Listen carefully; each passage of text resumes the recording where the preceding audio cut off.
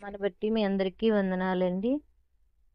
ఈరోజు మనం హన్నా గురించి తెలుసుకుందాం. అదే గత వీడియోలో కూడా రూతు పార్ట్ 1 పార్ట్ 2 వీడియోస్ ఉన్నాయండి. మీలో ఎవరైనా చూడకుండా ఉన్నట్లయితే చూడకండి, తప్పకుండా చూడండి. అలాగే ఈరోజు హన్నా గురించి తెలుసుకుందాం. ఎందుకంటే బైబిల్లో ప్రత్యేకంగా దేవుని స్త్రీల యొక్క ప్రార్థన అంగీకరించి వారిని ఆశీర్వదించి ఉన్నారు. అలాగే మన కుటుంబానికి కూడా మనం ప్రార్థనలో దేవుని యందు ఎడతెగక చేస్తూ అట్టి ఆశీర్వాదాన్ని మనం కూడా పొందుకోవాలనే ఉద్దేశంతో బైబిల్లోని స్త్రీల గురించి ప్రత్యేకంగా మీతో షేర్ చేసుకోవాలనుకుంటున్నానండి. అలాగే ఈరోజు హన్నా గురించి తెలుసుకుందాం. ఆమె భర్త ఎల్కానా యెహోవాను ఆరాధించటానికి ప్రతి ఏటా కుటుంబం అంతా షలోహులోని గుడారానికి తీసుకువెళ్ళేవాడు. అలాంటి సందర్భంలో సంతోషంగా ఉండాలని యెహోవా చెప్పాడు. ద్వితీయోపదేశకాండం 16:15. హన్నా చిన్నప్పటి నుండి అలాంటి పండుగకు ఎంతో సంతోషంగా గడిపి ఉంటుంది. కానీ తద్వారా ఆమె పరిస్థితుల్లో మార్పు వచ్చింది. హన్నాకు ప్రాణంగా ప్రేమించే భర్త దొరికాడు. అయితే ఎల్కానాకు మరో భార్య కూడా ఉంది. ఆమె పేరు పెనిన్నా. హన్నాకు మనశ్శాంతి లేకుండా చేయాలని ఆమెను కంకణం కట్టుకుంది. ప్రతి ఏడు వచ్చే ఇలాంటి పండుగ సందర్భాల్లో హన్నాను మానసికంగా చిత్రవద చేయడానికి ఒక మార్గాన్ని ఎంచుకుంది. ఇంతకీ ఏమిటది? అంతకంటే ముఖ్యంగా తట్టుకోవడం సాధ్యం కానిదనిపించే పరిస్థితుల్లో కూడా ఓపికగా మసులుకోవడానికి యెహోవా మీద విశ్వాసంతో హన్నా ఎలా సహాయం చేసిందనుకుంటున్నారు? జీవితంలో సంతోషాన్ని హరించివేసే పరిస్థితుల్లో మీకు ఎదురవుతుంటే హన్నా అనుభవం గురించి మీరు జ్ఞాపకం చేసుకోండి. హన్నా జీవితంలో 2 పెద్ద సమస్యల గురించి తెలుసుకుందాం. ఆ రెండిటిల్లో విషయంలో ఆమెది మొదటి పరిస్థితి ఏంటంటే ఆమె భర్త మరో స్త్రీని పెళ్లి చేసుకోవడం. ఆ వచ్చిన ఆమె హన్నాను ఎంతో ద్వేషించేది. రెండో సమస్య ఏంటంటే హన్నాకు పిల్లలు లేరు. పిల్లల కోసం తప్పించే ఏ స్త్రీకైనా అదెంతో దుఃఖం కలిగించే విషయం. అయితే హన్నా కాలంలో ఆ సంస్కృతిలో అలాంటి స్త్రీలు తీవ్రమైన మనోవేదనకు గురి అయ్యేది. ప్రతి కుటుంబం తమ ఇంట్లో పేరు నిలబెట్టే వారసుడి కోసం కలలు కనేది. పిల్లలు లేకపోవడం ఘోరమైన అవమానంగా భావించేవాళ్ళు. పెనిన్నా పోయంటే తన పరిస్థితి తట్టుకోవడం హన్నాకు చాలా సులభమై ఉండేది. అప్పట్లో ఒకరికన్నా ఎక్కువ మందిని పెళ్లి చేసుకున్న వాళ్ళ సమస్యల వలయంలో చిక్కుకునేవాళ్ళు. అలాంటి కుటుంబాల్లో పోటీతత్వం, గొడవలు, మనోవేదనలు వంటి సర్వసాధారణంగా ఉండేవి.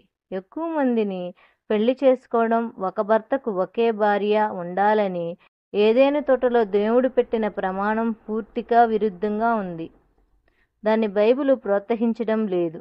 ఆదికాండం 2:24 చదవండి.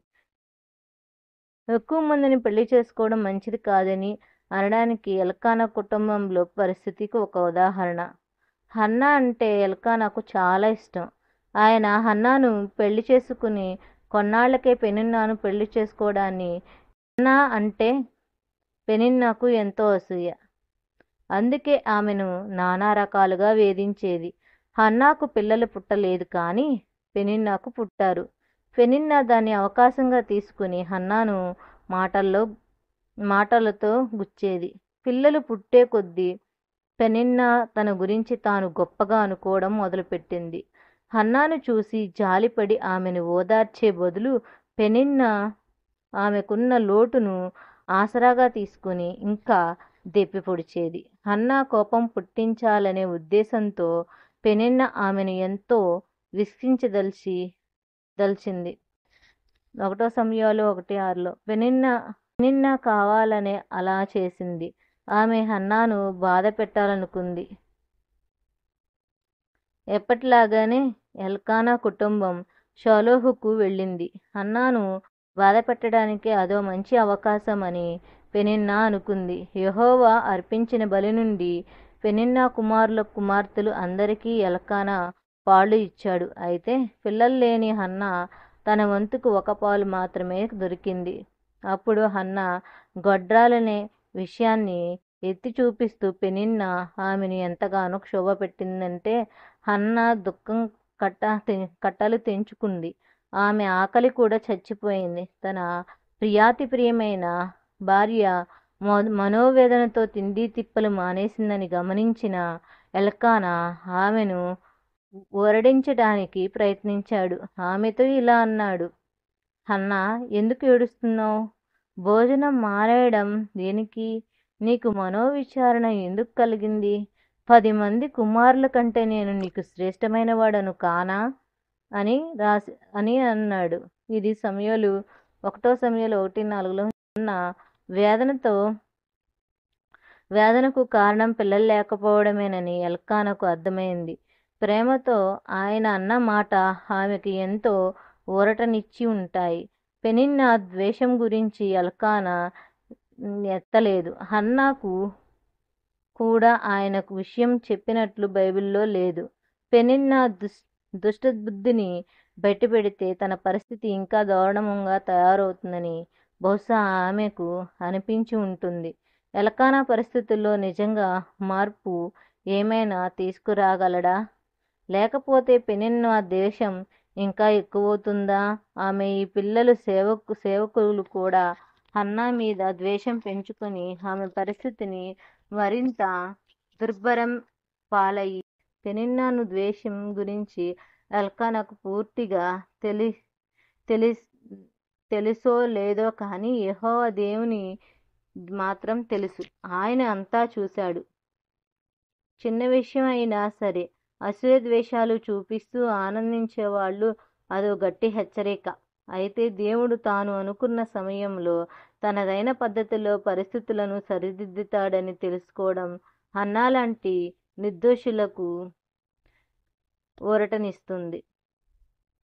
హన్నాకు ఈ విషయం తెలిసి ఉంటుంది. అందుకే సాయం కోసం ఆమెను యెహోవాను ఆశ్రయించింది. పోరు తన తప్పదని హన్నా తెలుసుకుని అలాగూ ఇంటి దగ్గరే ఉండిపోలేదు. ఈనాటికి దేవుణ్ణి ఆరాధిస్తూ ఆమె ఆదర్శప్రాయంగా ఉంది. ఇతరులు చెడు ప్రవర్తన చూసి మనం అదే చేస్తే ఆ పరిస్థితిని సహించడానికి మనం ఎవరూ ఒప్పుకోం. దేవుని దగ్గర నుంచి ఆశీర్వాదాన్ని పొందుకోవాలంటే కొన్ని పరిస్థితుల్లో మనం ఓర్పు పట్టి ఉండాలి.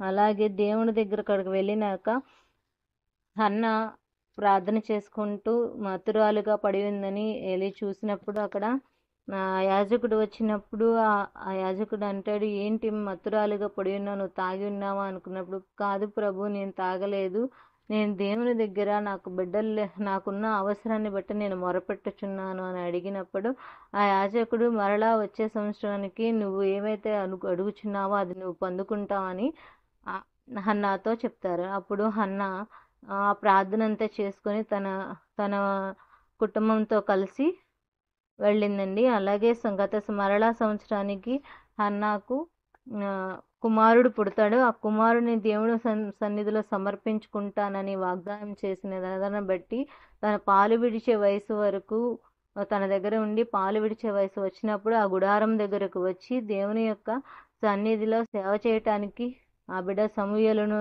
అక్కడ ఏర్పాటు చేసి అక్కడ దేవుని పరిచర్య చేసే విధానంలో హన్నా తన బిడ్డను పెంచుకుందండి. అలాగే మనం కూడా అలాగే పట్టుదల కలిగి ప్రార్థన చేయాలి. ఈ లోక సంబంధమైన వాటి కొరకు హలో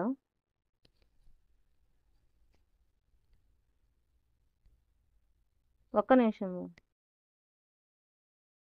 అలాగే మనం కూడా ఎన్ని సమస్యలు ఉన్నా దేవుని దగ్గర మొరపెట్టినప్పుడు అట్టి ఆశీర్వాదాన్ని పొందుకుంటాం. ఈ లోక సంబంధమైన వాటి కొరకు మనం అన్నీ ఎదురు చూస్తాం. చాలామందికి బిడ్డలు లేక బిడ్డల గురించి మొరపెడుతూ ఉంటారండి.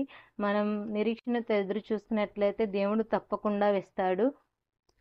ఈ హన్నా ఎలా అయితే మొరపెట్టిందో తన యొక్క ప్రార్థన విన్నపం పశ్చాత్తాపం కలిగి దేవుని దగ్గర తన కన్నీరు ఎలా విడిచి మొరపెట్టినప్పుడు దేవుడైన యెహోవా మరి ఆ హన్నాకి ఇచ్చిన కుమారుణ్ణి బహుబలంగా వాడుకొనుటకు సహాయం చేస్తాడు. అలాగే మనం మనకిచ్చిన బిడ్డల కొరకు మన కుటుంబం కొరకు అలా ప్రార్థన చేసుకొని మన బిడ్డల ఆశీర్వాదం కొరకు వారికి జ్ఞానం కొదువై ఉన్నదా, ఏది అవసరమైనదో అటు రీతిగా మన యొక్క అవసరాల నిమిత్తం దేవుడి దగ్గర కన్నీరు కార్చి ప్రార్థన చేస్తే అట్టి ఆశీర్వాదాన్ని పొందుకుంటామండి.